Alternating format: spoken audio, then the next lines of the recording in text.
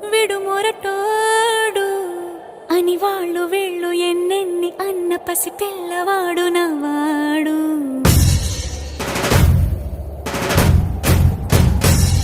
విడు ముండోడు అని ఊరు వాడ అనుకున్న గాని మహారాజు నాకు నవ్వాడు.